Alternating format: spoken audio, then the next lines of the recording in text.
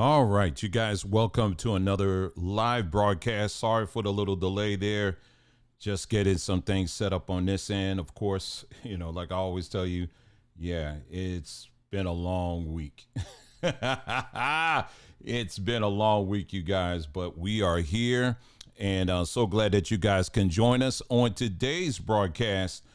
We're going to get into something that I been leading up to for some time. We're going to talk about, first of all, the news of the week. Okay, so for those that are brand new to the site, anytime we're talking about news, on the thumbnail won't allow me to put on everything that we're going to talk about in the broadcast. That's just a headline story that we're going to get into. But there's other topics that we talk about. So if you're someone who's brand new to our page or, our channel or whatever, and you're like, just get to the point, I just clicked because what I saw on the thumbnail. You can just fast forward, do what you do to get to that part. But we do talk about other news items, but that's going to be our headliner. So the other things we're going to talk about is what's going on. Trump has just totally lost it. I mean, he's been lost it anyway. But we're going to talk about this latest thing he put out on Candace Owens, which was really something. We're going to talk about that. We're also going to talk about, the Candace Owens thing. We're going to talk about, I think we'll mention some of the things that, he, what was it? Definitely going to talk about the whole, our headliner story, but there was something else. It's in the description. I will get to it. I will remember. Sorry, you guys. But anyway, for now, let's go ahead. Yeah, it's been that kind of week. Let's go ahead and get started, and then let's put some music on, get people on board here, and then we're going to go ahead and get things started here. Welcome to another broadcast. Yeah. This one's for every queen. I know I keep playing this song. I actually love it. I love this song here. But baby, that crown was built for light.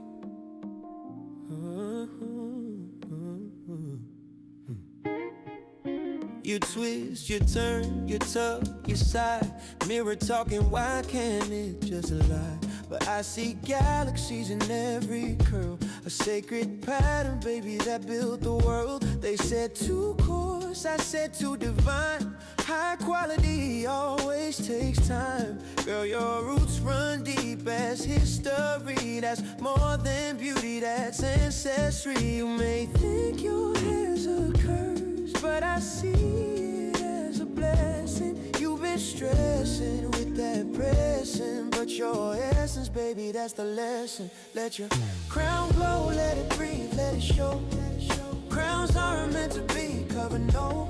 I don't care what the others think, we just wanna see you happy. I'm happy, cause that's how I know it's true. Hey, Learn to love your crown, baby, I'll show you how.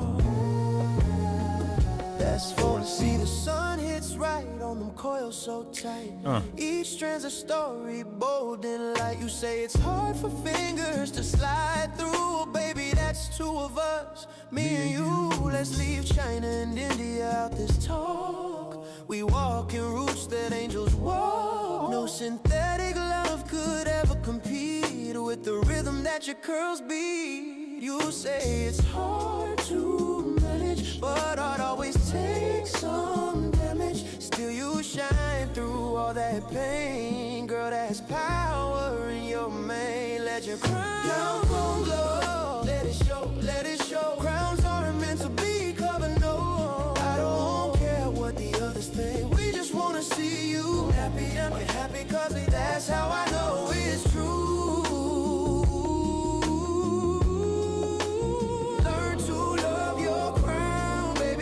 Show you how. That's for that's legacy in motion. That's melanin devotion. Don't straighten what was made to rise. You were born from the sunrise, so let it twist, let it bloom. There's a whole universe in your room. You don't need their approval. I see you clearly, foresee. I foresee you, baby, All right. Happy Friday, April the 24th, 2025. Another weekend upon us, man. I tell you, it's like rolling, y'all. It is rolling, ain't it? These weeks are rolling. Next thing you know, we're going to be in May of this year, May of 2026. Man, it just seems like a lot has been going on. It does. I'm talking about in world news. I'm talking about in local news. I'm talking about everywhere. And I was telling my mom, actually, I was talking to her. I was just saying, I'm just at a place right now where, I can go through most of the day and I just completely unplug. Like, in other words, it's taken a lot of life adjustments, but I'm in a place right now where during most of the day, I'm unplugged. Like, in other words, whatever my mind, all the time, I am trying to process multiple things at the same time. There is a lie that we as human beings tell ourselves that we're multitaskers. Our brain can multitask things. That's not necessarily true. That's not necessarily true. Your brain handles things one at a time. What happens is that when we try to do multiple things, that's what gets us tired and all that kind of stuff. When we're convincing ourselves that, I'm doing all these things at the same time, but you're not supposed to do that. Your biology isn't designed for you to be doing 20 things at the same time. That's for artificial intelligence to do, not real intelligence. Real intelligence handles things one at a time, okay? And so for me, up until this point in my life, I've been operating in a artificial intelligence mindset, thinking that I could do all of these things all at the same time effectively. I can't, and you can't either. And so I've had to slow things down a bit. And, now I'm at this place where I'm just focused on, okay, let me just focus on what's on my table now. Let me stop worrying or being concerned about these other tables all around me. Let me just focus on this one right now. And then, and being able to operate in quietude and not have to, be trying to focus on taking on constantly every day, taking on new information. That's thanks to social media over and over again. It just gets to be too much and your brain can't handle that. You understand? And I think we all, to some degree, we try to do that. Every time we plug into social media at any degree, or just the news, period, we're always taking on new information. We're not supposed to be taking on new information every day. Not like that anyway, right? Sometimes you need to munch on something for a week or two, or maybe even a month. And that way, when you're finished munching on it, you have some well thought out responses or reactions to situations. The problem is that when we're taking on new information all the time, we're not allowing our brain to process what we just learned yesterday. And so as a result, we end up just giving responses that aren't well thought out. Hence social media. This is why you got social media posts that are filled with people ready to fly off at the handle at each other because they're not taking the time to think and process things. Do you understand what I'm saying? So if you're someone that's like that, I'm telling you, this is the time to do it. And I know I've been doing it. And when I tell you, I can feel the change in my just everything. I feel it, and I'm very grateful for it. So yeah, that's something you may want to think about. But anyway, thank you so much for joining us. Hope your week is, you've had a pretty good week, and things are going well and all of that. And if not, hey, we got another day. We can figure it out and get things going. So yeah, so I did remember what that other thing we're going to talk about. So again, we're going to talk about this thing with Trump, crazy Trump. This latest post that he put up about Candace. This is the president of the United States, the leader of the free world, doing this kind of stuff. It's really amazing. We're also going to talk about the SPLC. That's the Southern Poverty Law Center. Well, the federal government has just put an indictment against that organization. And we're going to look at, the basic. We're just going to get to the bottom line of what this indictment is accusing the SPLC. And is it something that has teeth? In other words, is it something that's, they should be very worried about this? Or is this just a smokescreen? We're going to get into that. And we also, our key story is, what does the face of Black America on social media look like? And we're going to talk about that. And if you've been following this platform, we've already been looking at the numbers and figures and all of that, and you've pretty much got a picture of what it looks like. And it's something that we really need to take an honest look at. If we're going to make fair assessments about anything, we need to make sure that this week, thank you guys so much. We received several thank you emails from you guys on, just the topics that we've been talking about and what it's really meant for you and your families and all of that, and the changes that you're making. And really, really, really, really, really appreciate that so much, you guys. I don't, it just, I'm grateful. I'm grateful to hear that it's doing something. You know what I mean? Because a lot of times, like I said, again, all I'm looking at is a camera. I don't know what the feedback is on the other side of this camera. I'm just hoping, that it is making a difference. And to hear that, that people are, really are thinking, you know what I mean? It's not about, we got to come into 100% in agreement and everything. But the key is, I want you to start thinking for yourself and processing things for yourself, and following the facts, when we say doing your research, I mean, really doing it, you know what I mean? The right way, but you got to first come from a place of honesty. And a lot of people, unfortunately, don't want to start from there.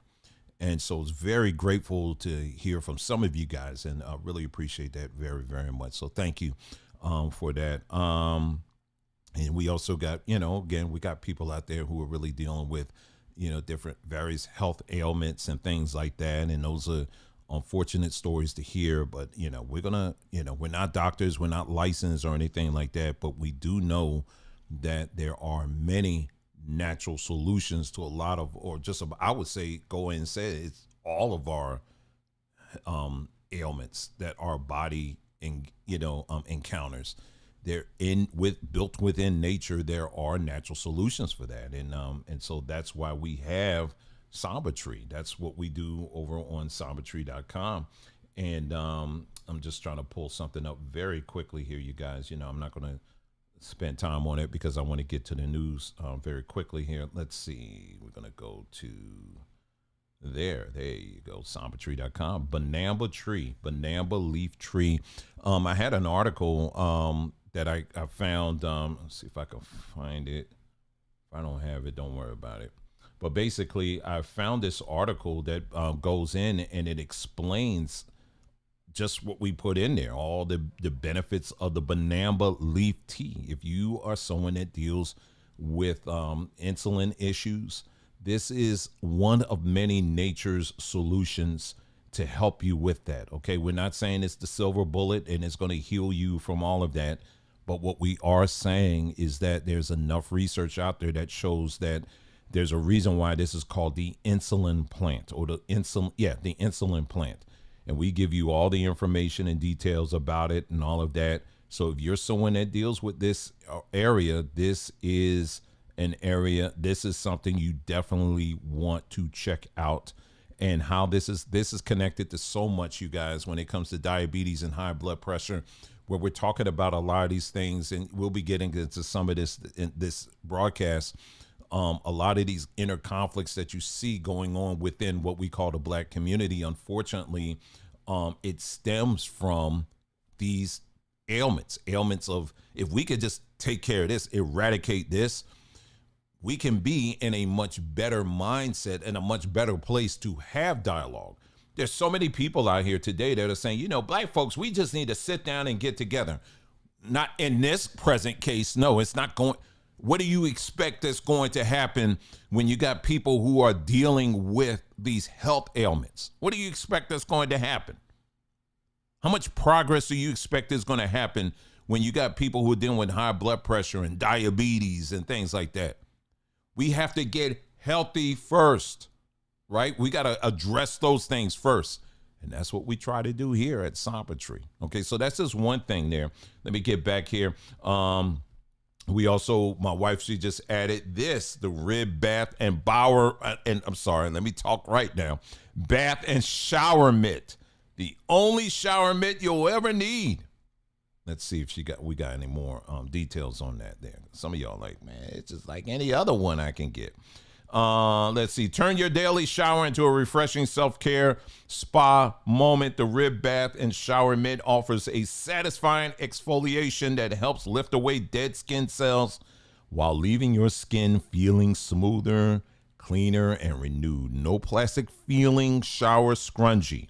No abrasive shower gloves. Our rib bath and shower mitt has a perfect balance of texture, coarse enough to give you that deep polished feeling, yet gentle enough for a comfortable shower experience. Add it to your routine for a simple way to bring spa-like touch to your bath or shower. 100% polyester. So yeah, so this is something you definitely want to have. You want to do, period, whether if you get it from us or not. You definitely want to you exfoliate your skin, brothers. We got to do it too. This ain't just for the ladies. You don't just put the bar of soap on your skin. I mean, we got to get some of that. We got to get that dead skin off of us too. And when I do it, you know, my wife is like, "Oh, your skin just looks so good." And then I'm like, "What are you talking about?" So you saying all? And this is true conversation. I said, "Oh, so you saying I was dirty up before that?" And she was like, "Yeah." I was like, "Come on now." But yeah, true story. So yeah, so brothers, we got to do it too. It's not, you know, we got the key is getting this skin clean, because your skin is constantly pushing out these dead cells. We got to, you know, and if you can't, in the bar of soap, all you're doing is add another layer to that your skin's got to push through. So we got that. Also, French gray sea salt, which is actually pronounced sel gris. And this is another one of those natural salts that we sell here. We got the black lava salt, we got the red Alea salt, and now we have this. All of them have a high percentage of magnesium amongst other minerals as well that our body needs.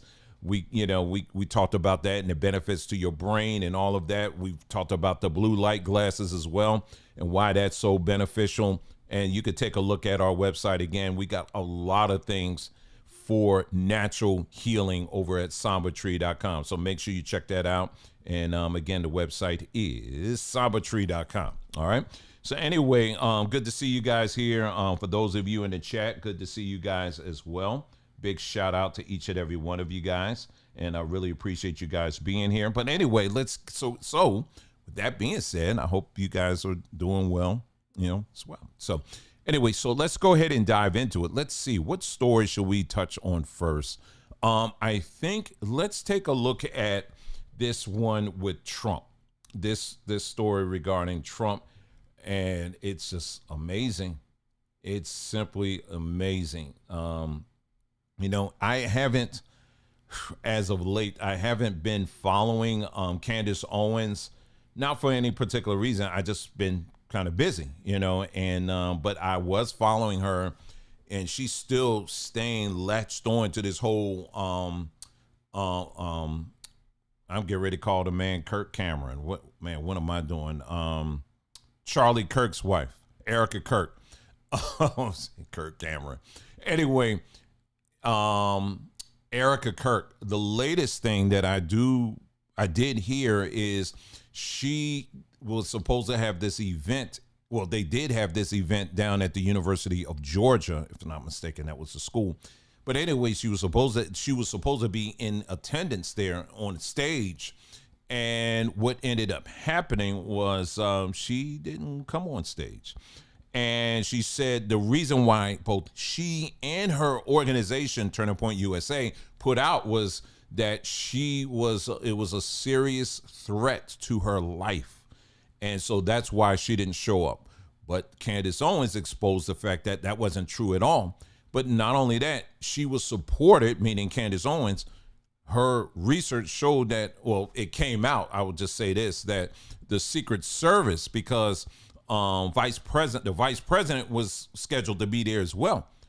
And so basically, long story short, the vice president showed up. He wasn't going to show up at first because he heard something, but the Secret Service looked into it. It was like, that's not even credible. But the vice president, he showed up. He was cool. And they gave a talk or whatever, and he bounced and he was out of there. So the Secret Service came out. They said, yeah, we heard what Turning Point said, but there's no credible evidence that anybody's life was in danger. And, and so then the president of the Turning Point USA organization on campus, he disagreed with Erica as well. He was like, I was there, and no, there wasn't any kind of danger threat against her at all. In fact, she lied. So here you have the Secret Service saying that Erica Kirk lied. Then you got the president of the Turning Point USA organization on campus coming out, not only saying that she lied, but resigned as well. You could check out on Candace Owens' platform. She actually has like the full letter. You can read it at your own leisure, where he actually details and talks about, Turning Point has turned into something completely different, something I can't roll with anymore. But it's not just UGA, but there's other schools as well that are saying, nah, this ain't the same Turning Point USA that I knew when Charlie Kirk was around. We out of here. So there's a real split and fracture that's taking place across the conservative world, and we can really give a big shout out to President Trump for that, because this is a man that basically promised his followers, his MAGA followers, that that once he gets back in office, he was going to go after Epstein and get the files out, and he was going to drain the swamp, and he's going to expose all of these people. But once he got into office, we saw that he was pretty much part of the swamp, and he wasn't going to go after anybody at the end of the day. So, I mean, if you, again, was someone that was thinking that this man was actually going to do something, you a fool. He wasn't going to do anything. Washington, D.C. is wired one particular way, and it is to protect itself. I don't care if it's Democrats or Republicans. It doesn't matter. They are all on the same team, period. And you're going to see the same you're going to see the same thread as we get into the SPLC story as well. It's the same thing, you guys. You think these people are really fighting for you? They're not. Republicans, Democrats, they are all part of the same system, and they ultimately look after themselves. Well, anyway, this is what Trump posted over on his Truth Network or whatever, Truth Social platform. Let me see if I can get this. Whoa, look at that. Check that out. This is what he posted. This is the president of the United States, you guys. This is what he posted. This is the image he posted of Candace Owens. Very, very something. Not of some,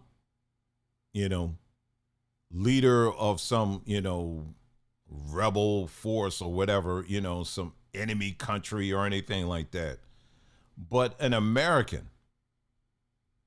Now, it's not just, I know some people will jump right to the racist undertones, overtones, whatever, but, Trump has done this with other people too who aren't black, But this is really interesting here.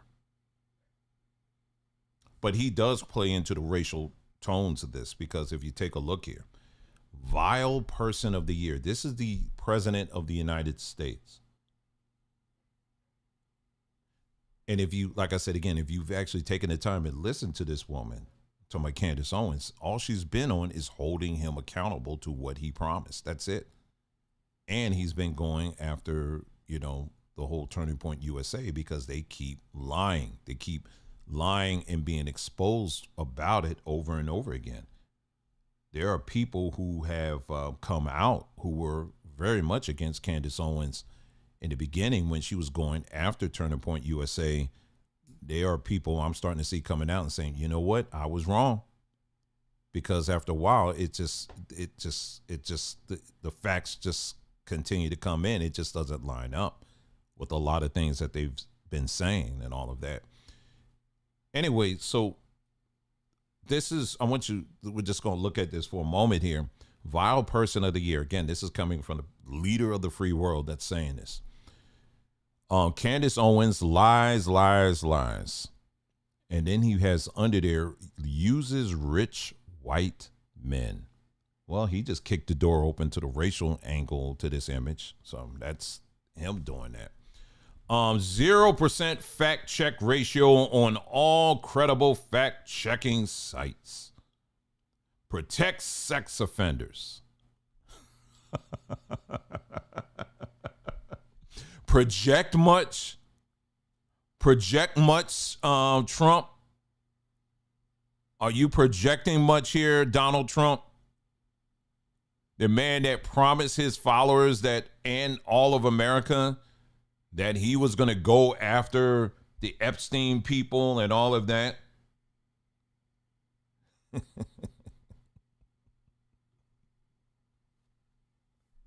It's something else to watch. It's something to behold. It's something to behold.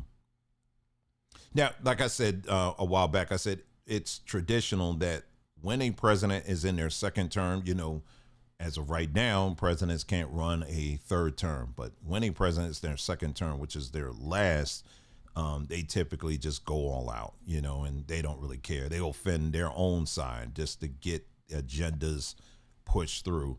But Trump, I have to say, has really been something because he is the only president that I've seen that has just fully has given his own side the middle finger with both hands and is also giving his same side both ass cheeks to kiss.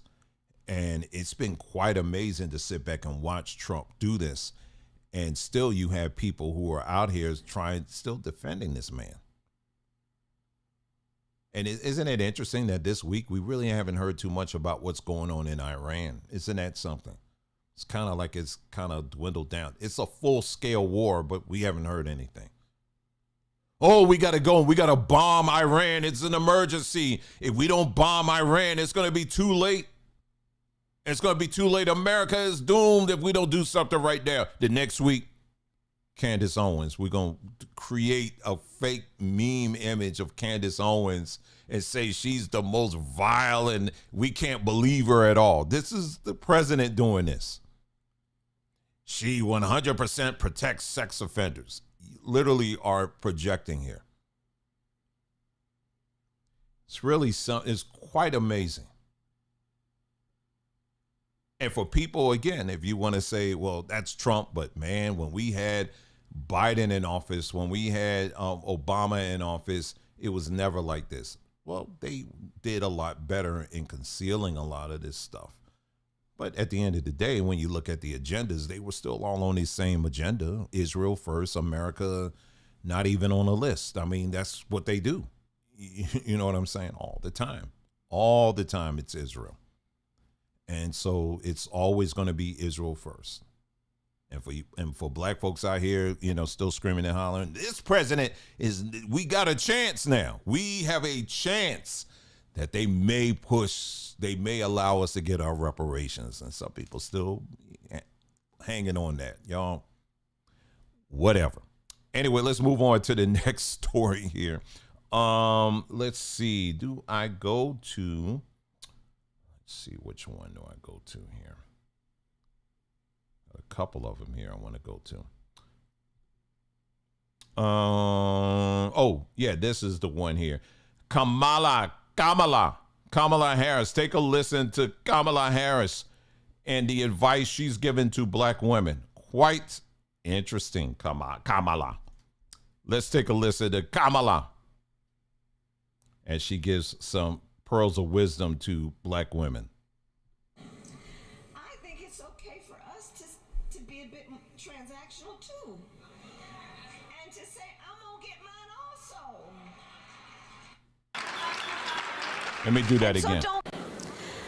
think it's okay for us to be a bit transactional too.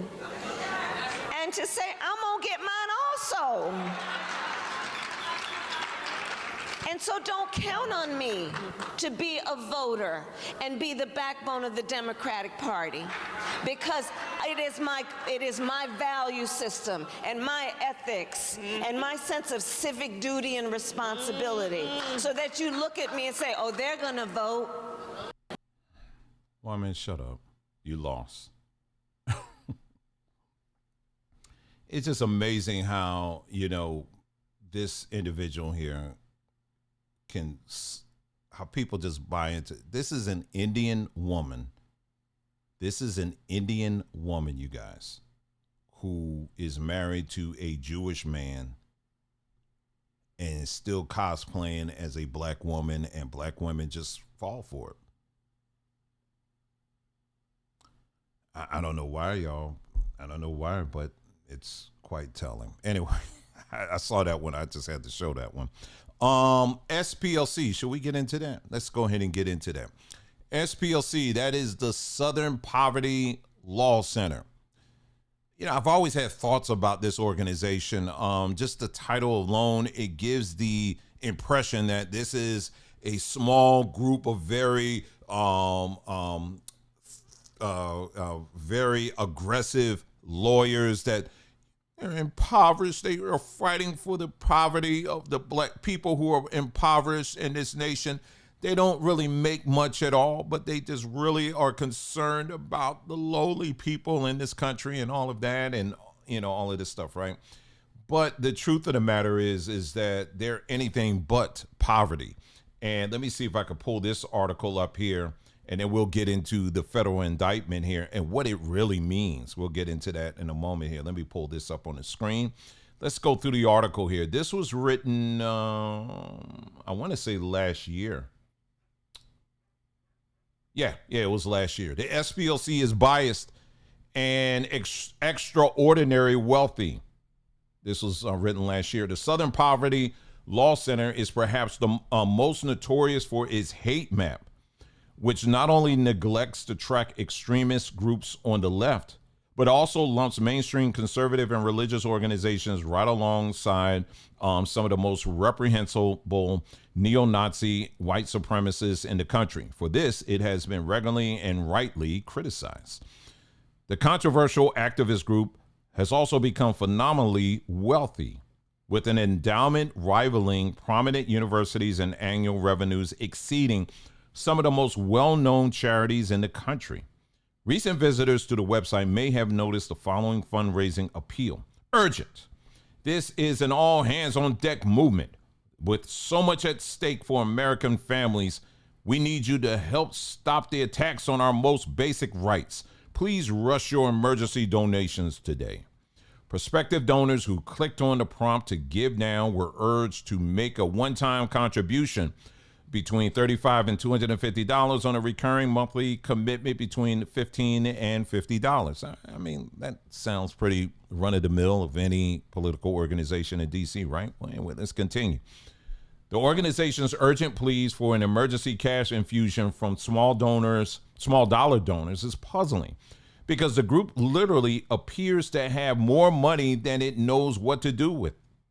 In its most recent Form 990 for the fiscal year ending in October 2024, disclosed an astonishing $786.7 million in net assets, much of which is parked in public and private equity funds.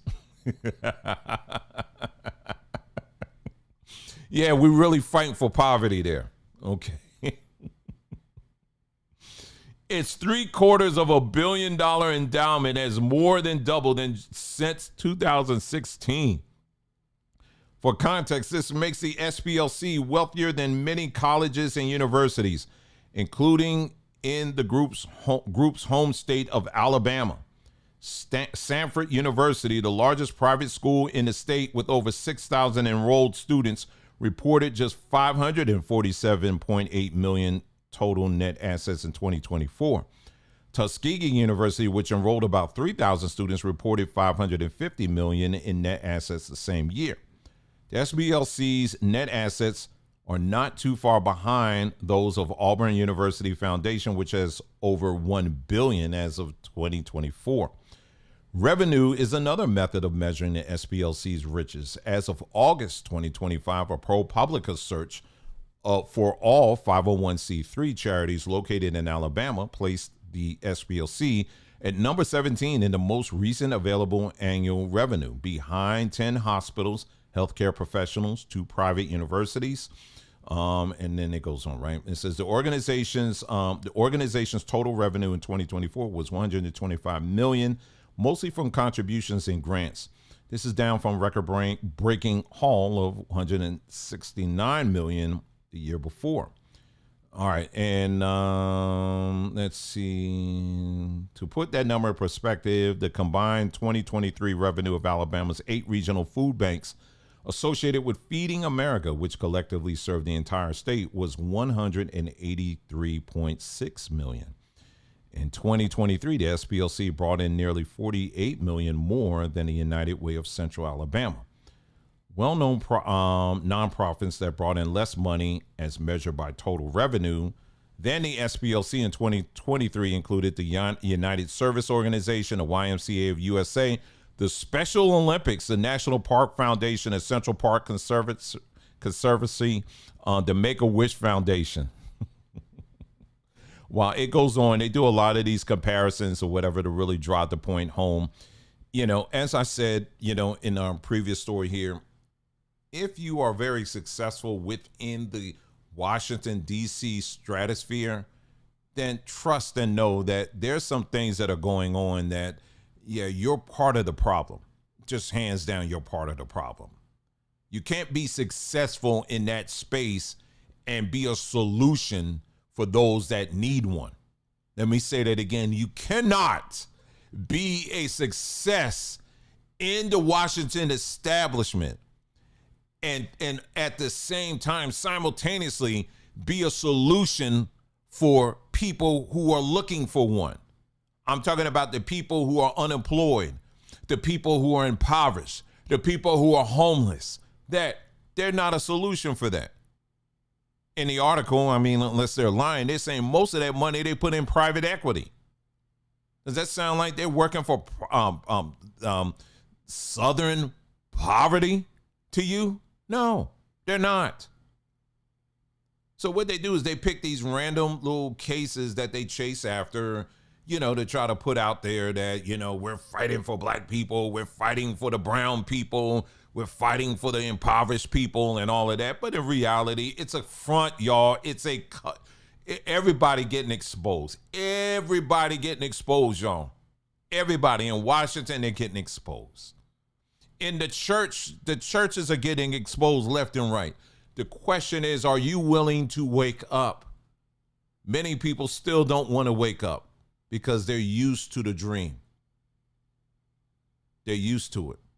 Some of y'all are still dreaming with MLK. You still are. That man been going a long time and you still dreaming. Why are you still dreaming? Anyway, but again, some people are still in a dream. The reality is starting to catch up with a lot of people in this day and time right now. And you're going to have to make a choice. Are you willing to wake up? Because these people are getting, like I said, even in the Christian world, we talked about the Erica Kirks and all that stuff, but church has been getting exposed left and right for years. And people still just go along with it like it's, well, you know, they just got it wrong. Maybe we'll find somebody. They're the ones that got it wrong, but we got it right. Then you screw up. Then it's like, well, I got it wrong, but they get it right. It just around the rosy we go. We just keep going around in circles. Same thing over and over again. But nobody wants to be honest. It's the same thing in Washington, D.C. It's the same thing.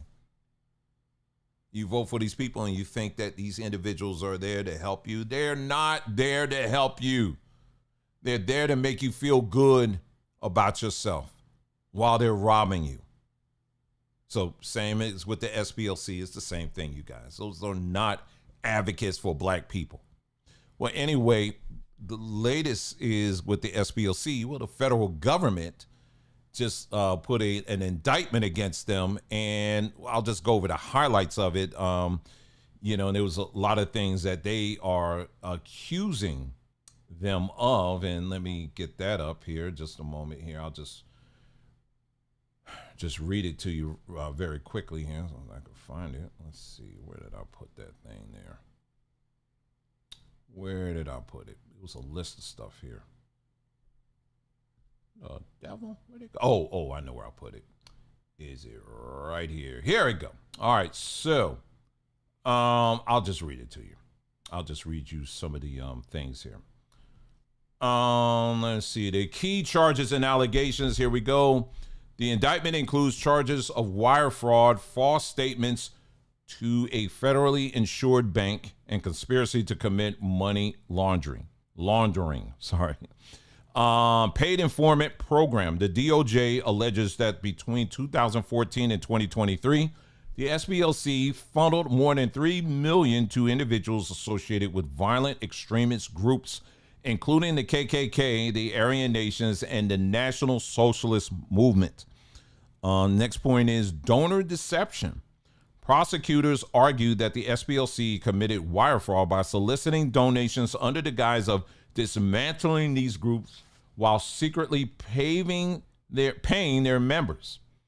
The government claims these informants remained active in promoting racist ideologies while receiving SPLC funds. Concealment methods. The indictment claims the SPLC used fictitious entities such as Fox Photography and Rare Books Warehouse to open bank accounts and to disguise the source of payments to these informants, often using prepaid cards to distribute the money. Specific incidents. One notable allegation is that the SPLC informant, identified as F-37, was involved in planning the 2017 Unite the Right rally in Charlottesville and received approximately $270,000 from the organization. Now, with the SPLC, they said, hey, this is just all part of our intelligence gathering, right? That's pretty much what they've come out to say. Okay, so now let's stop for a second here. Now, I know my face looked greasy. I just saw that. Anyway, now here's, I've given it some thought and I looked into it, once I saw what the government was indicting and all of that. And a couple of thoughts I had on it. Number one, if the SPLC was just simply paying informants, if you will, people to infiltrate organizations, to gather information, that's really not, people do that all the time. You got corporations that do that all the time. If you don't think Meta doesn't have people that they're paying inside of Apple and vice versa, they do this all the time. This is standard fare when you have big money at stake. You know what I mean? It's just standard fare. This happens all the time. Okay. When you're infiltrating and you're paying people to gather intelligence and all of that, it happens all the time. Even the federal government has engaged in this. Now, there was that part in the indictment that really sent a serious red flag to me. And it was the one specific informant that the SPLC was using, where he actually took part in planning, potentially domestic terrorist events, like the Charlottesville one, for example. That wasn't anything necessarily terroristic about it, but it was a flashpoint that is used that many people will turn to and say it was because of that event that sparked a lot of this white supremacist stuff and all of this activity and all that. Now we're getting into something, because there is a legal precedent of that. Okay. There is a legal precedent that all has to happen is the government needs to just hold a mirror to itself, because I'm going to give you some cases here where the government themselves have done this stuff, and to themselves, where they have basically set the table to, they'll say, okay, we were just infiltrating these groups, and, because we were intelligence gathering. Well, that's one thing. But when your intelligence people are taking part in planning things, well, that's a whole different story. And I just got, just some examples here where the government was caught on this. And, unfortunately for the government, the case got struck down. The Newburgh 4, this was in between 2009 and 2024. An FBI informant, Shahed Hussein, approached 4 men in a poor neighborhood in Newburgh, New York. He offered them $250,000 in luxury cars and a business to plant what turned out to be fake bombs at synagogues and shoot down military planes with fake missiles. The government's loss. While the men were initially convicted, their sentences were overturned or reduced in 2023. The judge basically granted them compassionate release, stating that the real lead conspirator was the United States. Second thing was in 2022-2023, the Gretchen Whitmer kidnapping plot. I remember that. Defense attorneys argued that the plot was driven by FBI informants who organized the training drills, provided the transportation, and even encouraged the suspects when they seemed to lose interest. See, even then it was like you had the suspects, they were like, I don't know if we want to do this or not, but these FBI informants were still pushing them on and saying, no, you got to do this, that kind of thing. Well, the government lost that case too. The 2 defendants were fully acquitted by a jury, and a mistrial was declared for the other 2, which were later convicted in the second trial. Later in 2023, the final 3 defendants in the state level case were also found not guilty after jurors were convinced that the FBI had essentially manufactured a conspiracy. Well, here's another one, the Liberty City 7, 2006 to 2009. 2 FBI informants posing as Al-Qaeda representatives provided the group with warehouse boots and cameras, and even took a formal oath of allegiance from them. The group had no weapons, no money, and no actual connection to any real terrorists. It took 3 separate trials to get any convictions. The first trial ended in a total acquittal for 1 defendant and a mistrial for others. The second trial also ended in a mistrial. While they eventually secured some convictions in a third attempt, the case remains a textbook example of how informant overreach makes it nearly impossible to secure a clean win in court. So there are, and then I have some other ones I can list through. So the government itself has set this precedent, okay, that they're now trying to levy against the SPLC for doing the same thing. So it's going to be very interesting to see how this plays out, because if in fact it can be proven that the SPLC, it's like I said again, if their informants were actively taking part in planning stuff, well, that's a whole different situation. And I also will put some flags by setting up the phony accounts and all of that too, what it was saying in the indictment. I would put some flags on that too, because that's really sus as well. I mean, they can probably get around that, but it's just, that's very sus, especially when we just read in that article earlier where they said most of their money is in private equity. I mean, that's very sus, very, very sus. Let me pull up for you, and this is something I posted on our community page here. Let me get that up. Let's see. YouTube. Just a moment here. And then we're going to get to our final, our main segment here just in a moment here. Let me pull that up.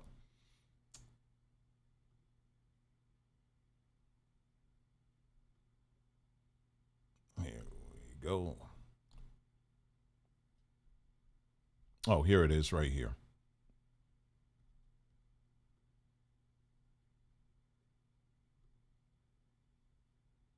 Huh? Is it not? What is that? Oh, I'm pulling up the wrong thing. My bad.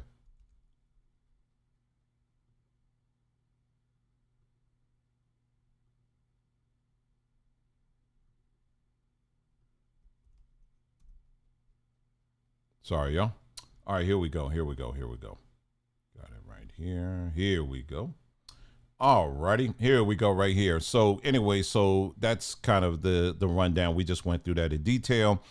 Yeah, this is what the SPLC looks like, you guys.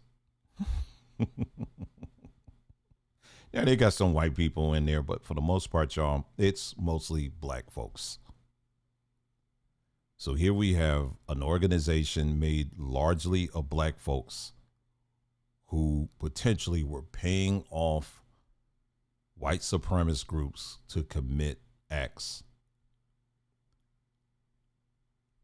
I'm telling you, the veil is coming off, you guys, and the truth is being put out here.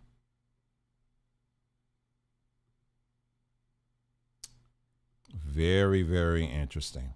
Very, very interesting. But of course, nobody will make any mention of that. We don't want to look at that. Really something. You don't think for one moment numbers of these so-called black leaders aren't behind the scenes cutting deals with these white supremacists? See, because racism cannot die. There's too much money in it. They have to keep racism going. Just like, listen, let me say this as we are transitioning to our final and our main story. This whole thing that you see going on social media, black women against black men, everything has a dollar amount, you guys. Everything does. You don't think people aren't making money off of this stuff? They're making money off of this stuff. People are making a significant amount of money off of this divide that we're seeing between black men and black women. That's why they're going to keep it going, because there's too much money to be made. That's why it's going to continue to go. It's not going anywhere. So when you keep hearing these things happening over and over again, it's real, but it's not real. You know what I mean? In other words, you do have real people who are buying into this thing as a reality. But the reality is that you got a lot of voices that are in this thing who are just controlling the sheep, so to speak, controlling the herd and saying, okay, go in this direction, because the more clicks I get on this post, the more money we make. We can start building movies and shows off of this stuff. You know what I mean? And so it's just quite fascinating, Anyway, let's move on here. I do want to show you, let's go on here, and then we're going to get to our final here. Let's see. Really appreciate you guys.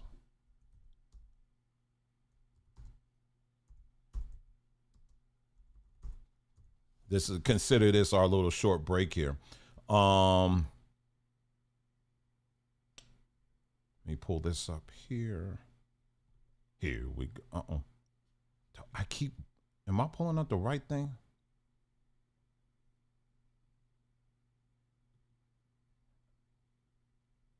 Hold on. What do you guys see? Oh, I see what's going on.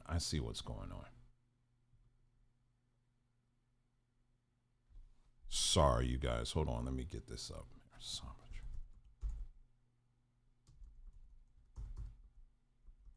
My wife this week, she posted a short, and I just wanted to play that for you real quick here before we move on here. Here it is right here. Make sure if you're not subscribed to our channel, make sure you subscribe to our other channel, which is Samba Tree. Check that out.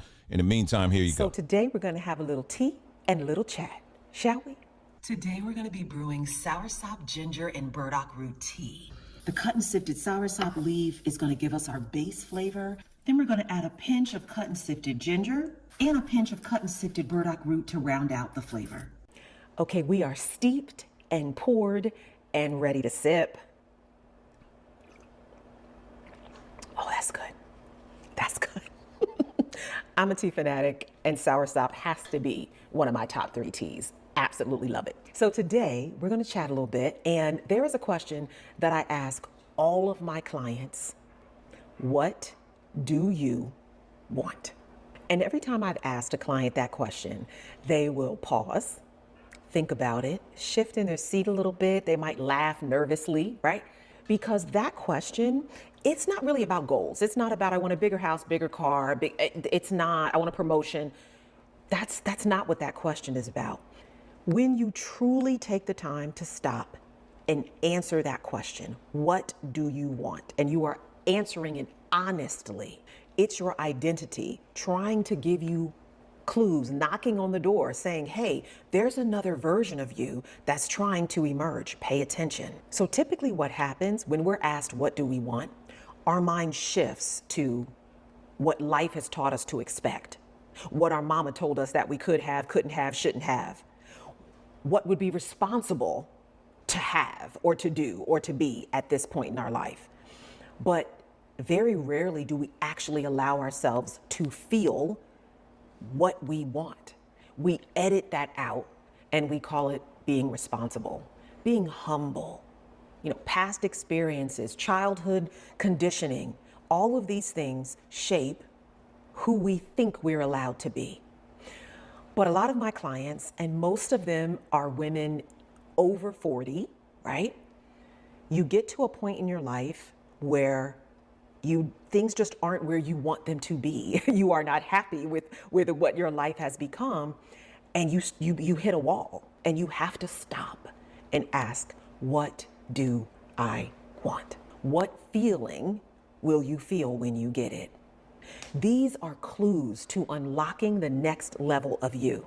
Past all of the you're not allowed to, all of the you're not good enough, all of the you're not prepared to, blah, blah, blah. Okay, past all of that, what do I want? That's where the real work begins. So I would encourage you to ask yourself that question, sit with your notebook, write down what comes to your mind, and until next time, thank you for sitting and sipping with me. All right, that's my beautiful, beautiful wife, Nicole, there, and yeah, she'll be doing a lot more of that. What's it called? Tea and Chat. That's what it's called. Tea and Chat. And she'll be doing a lot more of that. So make sure you tune in on that. She'll be doing these little whole series that she's got planned. So make sure you go over to sambatree.com. I wanted to show that too, because I want you people to understand that how committed we are to seeing people get healed, right? We need to get healed. So as I just mentioned about this whole divide between black men and black women that we're seeing playing out on social media right now, we don't like seeing that. And so there are things that we need to address and talk about that's quite uncomfortable for a lot of people, because just being completely honest here, inside of what we call black culture, there is a characteristic where we love to just shift blame to someone else. It ain't our fault. We didn't do it. It's their fault. You see this happen a lot, and that's not a good characteristic. We have to start taking ownership of these things. We understand what's going on in the greater society and all of that, but there are things that we can and should take responsibility for. And so that's what we try to do here on this platform. And then, we got a whole thing that we have built here to kind of help facilitate that here and on our platform. But anyway, as we get into this main topic here, what the face of Black America on social media, what does it look like? Well, it's quite interesting. I mean, if you take a look at the thumbnail, it kind of gives you some clues there as to what apparently it does look like. And but we're gonna go right to our community page here, because I actually posted this early this week. And let's go to, I'll bring that up here. I'll bring this up on the screen here. Just give me a moment. And here we go. I'll bring it up here. This is it. I said, this is the face of, what we call Black America. This is what it is. And let's take a look at it. As we said here, that Black women, when it comes to the amount of engagement, the influence on social media. When you look at all the groups that are on social media, all the demographics, at the top, you will find Black women. All right. Pretty much at the top, you will find Black women. That's a huge, significant place to be. Black women are very, very instrumental in moving trends and all of that kind of stuff. Now, that's, of course, is a double-edged sword because it's not all good, as you know what I mean? And so if you look at this here on the left, top left, it says we drive the conversation and keep content moving. But then it's followed immediately by Black gay men. Black gay men are right under Black women when it comes to social media influence. And you see the person here saying, we create the culture, the language, the look, the energy, trends, slang, aesthetics, humor, expression. We set the trends that everyone else adopts. And you're going to see in the next slide the close relationship these two groups have, Black gay men and Black women. And it does paint the picture that I'm showing you guys here in a moment. But with the combination of these two groups, what happens then is it goes into the rest of the culture. All right, what we call Black culture. It shows up in many ways.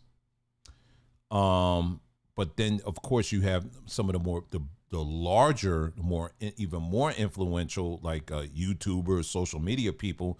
They pick it up and then they amplify it and to a much wider audience until now it becomes something more on an international level.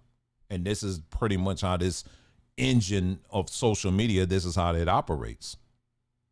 And as it says here, bottom line, Black gay men are not the largest drivers by numbers, but they are among the most impactful drivers by cultural influence. So, small in size, but huge in impact. So this is a huge, huge thing that I don't see too many people willing to admit this. We see it a lot. And then I did because I don't want to overload people on a lot of information and stuff. So, but on this one, I had to connect the two together because I wanted to go even deeper with this one. From the runway to the culture, how gay fashion crossed over to Black women fashion. And I've said this, I've mentioned this in the past when it comes to a lot what you see in Black women's fashion today. It actually came out of ballroom culture. I've said this many times, but this is the first time I was able to put it all together in one image so you could see for yourself. All right, so you see number one, bodycon and hyper feminine silhouettes. Origin, ballroom culture celebrated realness and exaggerated femininity. If I had more time, I would have actually given you some, real video and photos and images and stuff like that, so you can see for yourself. So all of this, you really got to accentuate the breast line and the curves and all of that stuff. When you go through, fashion, throughout the years, I mean, the woman's body, when certain fashions, it was always accentuated, but not like what we see today. Not at this level. It's very exaggerated. Very exaggerated. I saw this woman today. I was at Sprouts, and this was, I don't know what she was. She was a Hispanic or something like that. Because it's again, it goes back to this part here where it gets into the mainstream. They see what we do, and then they copy it into their own thing. So this woman, it was like a Hispanic woman or something, and she had these, the big thing out here, a lot of these stay-at-home moms or whatever, and they like wearing these not the biker pants. My goodness, I'm dating myself. But the what you call it, the yoga pants. They love wearing these yoga pants, and it's just like, boo, why are you wearing this? But this woman looked like she was wearing a diaper. I was like, honey, who told you? Who told you that? I said, well, I said, that's her. She, do you. Anyway, but this that wasn't, when you go through history, you don't really see that. You know, that only this exaggerated, like I'm gonna, and you could tell, I mean, some of these women are just, some of these people big, y'all, they big, but they got, you could tell they have squeezed everything they can into that, and whatever it is that they're wearing. Again, you wear what you want to wear. That's up to you, but also know the history of how we got here.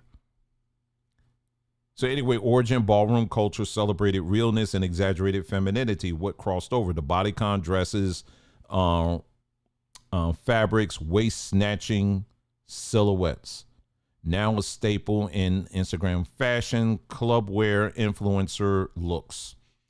And the long nails, I tell you, I've always had it. Just, it's really something. You know, for me, again, you are an individual. And see, for any woman out here that's listening to me, and you may say, well, you know, why you feel like you got to tell us what to wear? Number one, you wear what you want, honey. You wear what you want. You wear what you want. If that's what you want to wear, that's you. But that doesn't mean that anybody's got to like it. But also know where it comes from. That's all I'm trying to tell you. This is where it comes from. And it's interesting, you know, on one hand, when you hear people say, we're not dressing for men, or, you know, something like, you know, we don't want your input in what we wear. Okay, fine. But you're taking input from men who are gay. So you're still taking input from men. They're just gay. Okay.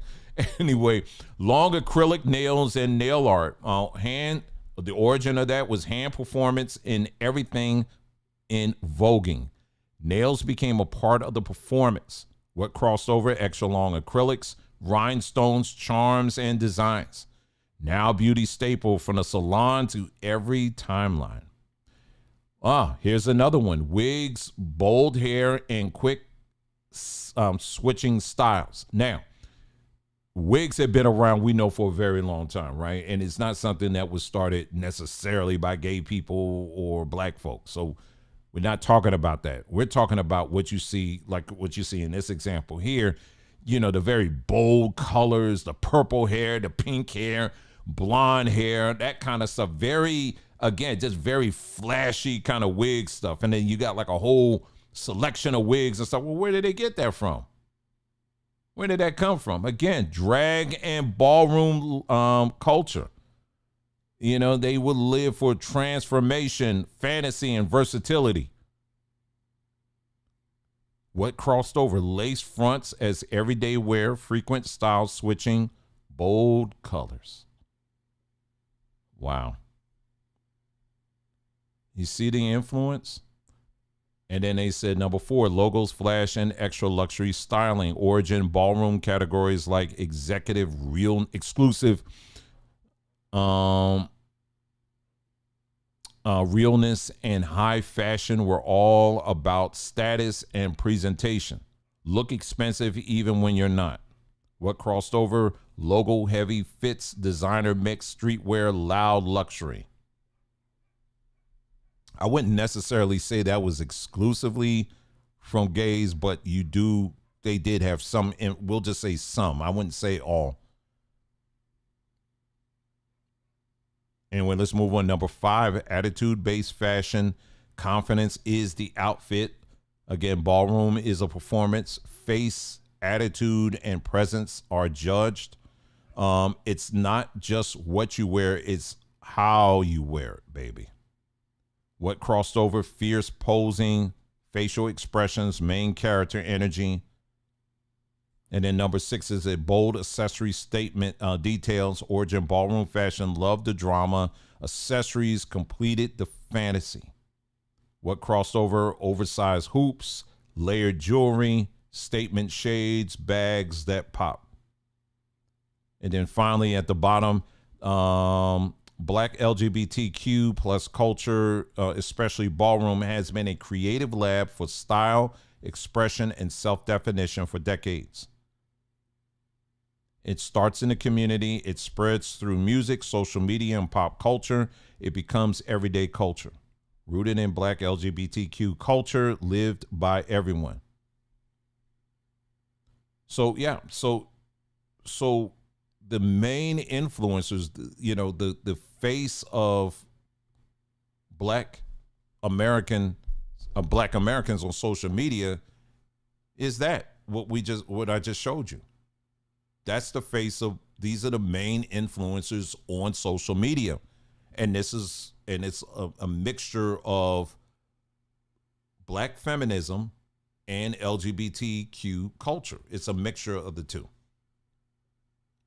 That's the face that we're seeing on social media. So do you think that this is a place that can really address issues like mental health, or, a lot of these very serious issues?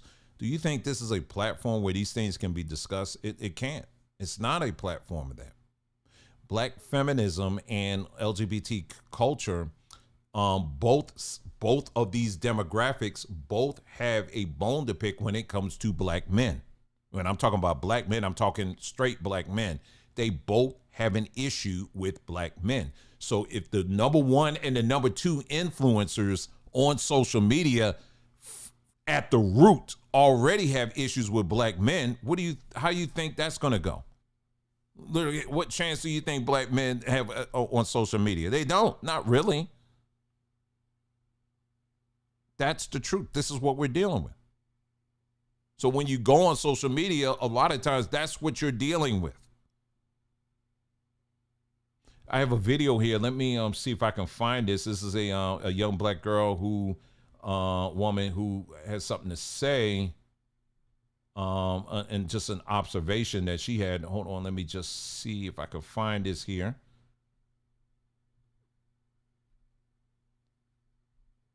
Quite interesting. A little language situation going on there, but we're all adults here.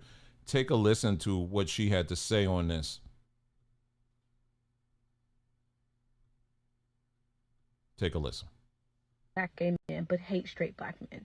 It is very true, because if you look at a gay Black man's fucking profile, it is filled with straight Black women. Why the fuck are so many Black women following trans and gay men, but they hate the fuck out of straight Black men? And it's only that category. It is literally just that Black man that is gay category. Black women don't follow anybody else as much as they follow a gay Black man. Oh yes, queen this, and yes this. Those same Black women will come up on my page and tell me that I have low self-esteem, that I need to decenter men, that I am miserable, that I am this, and this, I'm jealous. But the same BBL that y'all talking about I'm jealous of, maybe that's what it is. Maybe they're connecting because these trans men are getting their body done like them. The trans man is known to emulate a ghetto Black woman, in my opinion. That's what they act like. So maybe they can just connect more with a gay Black man than they can with a woman who's speaking logically to them, because apparently I am just everything bad, and so are a few other girls up on TikTok. But I was really thinking about that today, and it's like they hype them up so much when it's like that is the very thing, or one of the very things, that literally destroyed the Black household. A lot of trans Black men, a lot of gay Black men, I'm sure they've all been around, or maybe social media is just hyping them up so much, but they are literally everywhere. And I'm probably gonna mess up y'all algorithm by even saying it and bringing it up, but if you really, really think about it, why else would a Black woman, a straight Black woman, why so many of them follow gay Black men? It's very true. And like I said, there's a lot of, this is something that I don't think it's talked about enough. And when you have that kind of energy on a global or worldwide platform like that all the time, that's a leading influence on these platforms, there's no way you can have a conversation. You can't have a serious conversation. You never will. It's already skewed against you. Now, am I necessarily saying that Black men, am I trying to paint this picture that Black men are innocent across the board, we don't do anything and all this other stuff? Absolutely not. I'm not saying that at all. I'm just saying it's an uneven platform. That's what I'm saying. Okay. Because we're going to talk about the other side in a moment. Okay. But this is what I want to bring out here. So the social media face of Black America, the social media face of Black Americans is, at the end of the day, I don't know if I can even bring it up, but you could look at the thumbnail of this video. That's the face of social media, the Black America on social media. It looks just like that. It's a trans man or trans woman, whatever you want to call it. That's what it looks like right now. Okay, something to think about. Okay, so lastly, let me just kind of bring this up as well, just to revisit, circle back on the conversations that we had in the last two videos that we did regarding this whole trend that's going on social media right now, in regards to, these voices on social media coming from, Black women saying that they're being attacked and all this other stuff. And I made it very, very clear that they're not over exaggerating that. And they're not over exaggerating the fact that Black women, the numbers show, tend to be on the receiving end of violence within the Black community. That's just true. See, you got to understand, someone like myself, I love looking at numbers. I always want to, if we're going to have a serious conversation, I always like starting from a place of truth. You know what I'm saying? And being honest. Once you start at a place of honesty, then we can go somewhere. Like, I've had a couple of people this week left some comments baiting me, thinking I was going to get in some argument back and forth with them. And I didn't. I said, no, you're right. But did you hear the rest of the part? And they didn't want to hear, they didn't stick around for that. But here's what I'm saying. Again, yes, this is a very real thing. It is a very real thing. In fact, I would encourage you, this is a channel ran by a Black woman. I would highly encourage you to go check her channel out. And I've promoted her channel many times. And this is the Black Girl on Lost video. Let me see if I can pull this up here. Let's see. I'm lost. Okay, here it is. Because she posted some more stuff. And again, and like I said, to her credit, she uploads videos of Black men that are doing things against Black women and vice versa.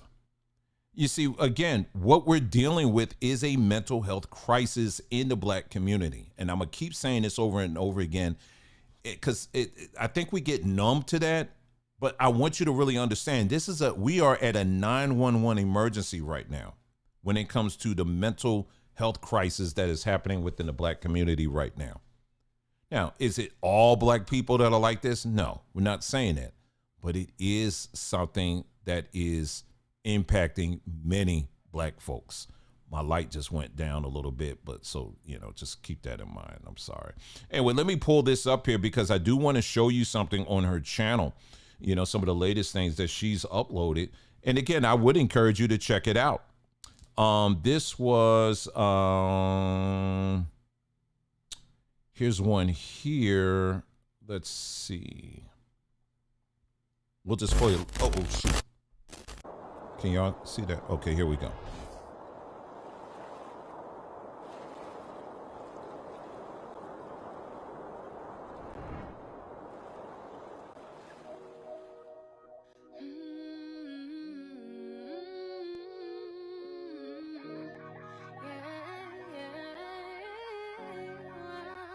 I just cannot do this. I will not do this. You won't break my heart, no. And to her father, What has happened? the voice of an angel. It was something beyond my imagination. At 22 years old, Brittany had talent her father had never seen. Her journey started as an artist at 6 years old.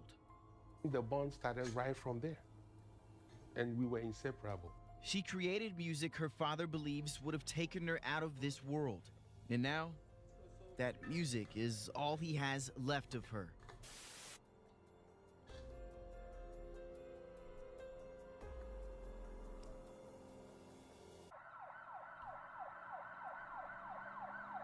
Brittany Boateng, affectionately known as BB, was a vibrant and talented 22-year-old Ghanaian-American singer whose soulful voice left a deep and lasting impact on everyone who had the privilege of hearing it. Born and raised in Columbus, Ohio, on October 19, 2000, Britney's musical journey began at the tender age of 8 when she started singing in church. Her natural talent quickly became undeniable, and it was clear that music was more than just a passion for her. It was her calling. Britney's dedication to her craft led her to further refine her skills at Fort Hays Arts and Academic High School, where she studied audio engineering, nurturing her abilities and expanding her musical knowledge. Her powerful and distinctive voice often drew comparisons to some of the greatest musical icons, including Beyoncé and Whitney Houston. Britney's musical repertoire spanned various genres, from gospel to rhythm and blues, and her performances captivated audiences, leaving an indelible impression on all who witnessed her gift. My name is Brittany Boateng. I am 15 years old. I'm a freshman at Fort Hays High School in Columbus, Ohio. Going to Fort Hays is like a different experience. When you get a chance, you can check that out. It's I don't want to play the whole thing here, but she was murdered by her sister. Okay. Here's another one. And like I said, they go both ways here. Okay, so they show women killing other women. But all of this, these are the extreme cases, you guys. These are the extreme cases of when we talk about this mental health crisis that's going on in the black community. This story right here, I was just watching this one here. I'll just tell you about it. The husband killed his wife, the black man. He killed his wife over an air conditioning setting. And he basically was like, listen, at the end of the day, he was like, listen, if we're going to go out, we're going to go out together. So he literally poured gasoline on his wife and set her ablaze. When they found him, he was hiding behind something with a machete. Okay. But he had a long history, as you continue to listen to the story, he actually had a long history of doing some demonic stuff. And the fact that, unfortunately, the wife, this woman, was willing to overlook that and still married this man, I mean, it's just really, I mean, that's a conversation to itself. You got a lot of women who will marry some of these people who have these very bad track records and think that somehow their love is going to fix them. You can't do that. There are many stories on here that, like I said, again, I would encourage you. It shows both. It's not just men doing some very demonic things towards black women, but it's also the other way around. There's plenty of stories on both sides. If that's what triggers you, if that's the only thing that's going to bring your attention to this stuff, then be willing to look at both of it. Do you understand what I'm saying? But I can also just as easily show you, hold on for a second.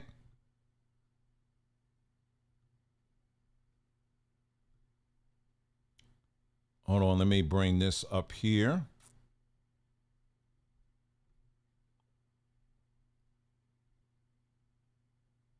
Sorry, y'all. Hold on. Where is my bookmarks here?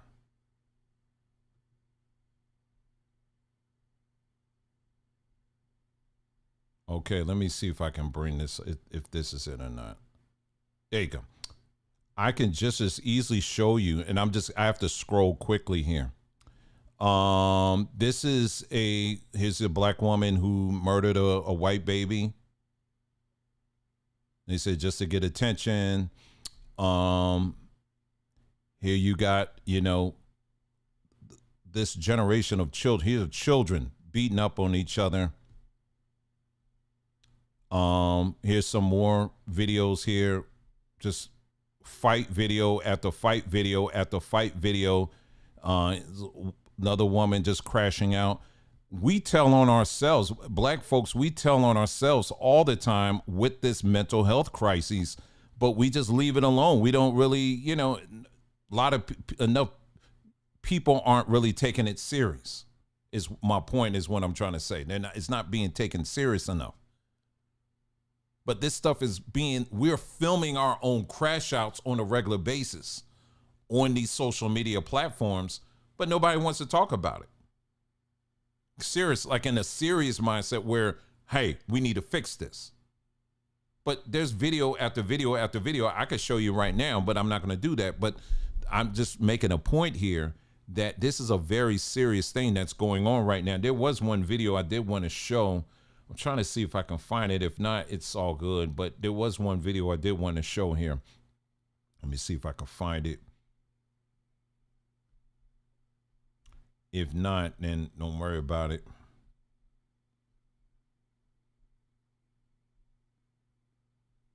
Oh, this wasn't a video here. Well, here's one right here. Let's bring this up here. Here's a story here. A 20-year-old Jada Bell now facing multiple serious charges after a deadly shooting at a Steak and Shake in North St. Louis County, where she allegedly killed a 32-year-old female employee after demanding more onion rings. Did you hear anything about femicide on that one? You understand what I'm saying? So there's enough this murder stuff, that's the extreme cases of that's the extreme, that's like the final reveal, if you will, of this mental health crisis. But what I'm saying is we have to start training our eye to begin to look at some of these other red flags that are all over the place. That is my point. And what I'm saying, this is not a whole, me bringing up these stories, it's not like a comparison like, well, you know, women, y'all the ones that are worse than us. I'm not saying that at all. It's not a competition. I'm looking at a Titanic. Do you understand what I'm saying? That is sinking. So if you're on a Titanic, everybody dying. You understand what I'm saying? So when we talk about these issues about this mental health crisis, we're on this platform, we're looking at it from a holistic perspective because we see how it's impacting a lot of people. There are a lot of people that are being impacted by this. And as I pointed out, look at the leading voices on social media right now. So again, I ask you, if that is the face of Black America on social media, do you think that face is one that is qualified to address this issue? And the answer is absolutely not. It's not. Because it has a built-in bias. That's my point. So if you're going to have these serious conversations, what I am telling you is all I'm doing here, all I could do here is to throw the match out. That's it. And hopefully you could take that match and it can spark something in your own household where you can start having these serious conversations. Because there have been relatives, there have been people in your sphere of influence that you've been excusing their bad behavior and thinking that you're doing ministry for them or you're demonstrating the love of Jesus or something like that to them and being forgiving and understanding and all of this stuff. But in reality, these people are bringing straight up hell in your life and you're making excuses for them.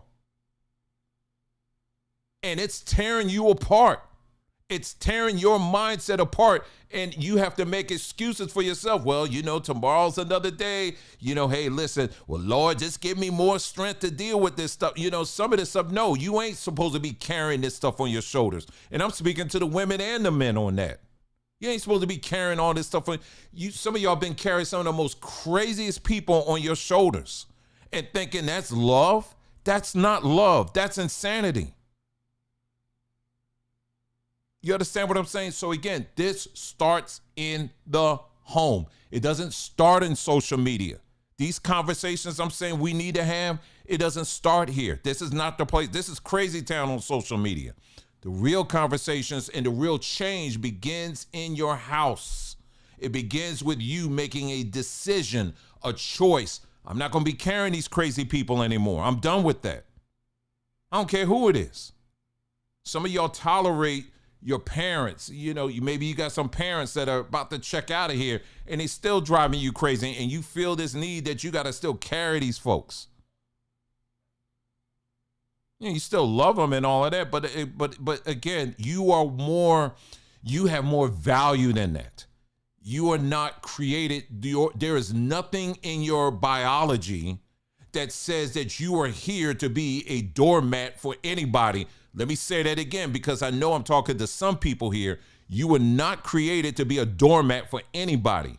Because I know I'm talking to some people here. There's some of y'all who think that you got to carry everybody in your family, or maybe one or two people that are crazy in your house. That's not your role. That is not your responsibility. Do you understand what I'm saying? Now, I ain't talking about people who are mentally ill, like, you know, the special needs. I ain't talking about that. I'm talking about people who make a series of bad choices over and over and over and over again, and you somehow feel like you got to cover for them. That's the people I'm talking about.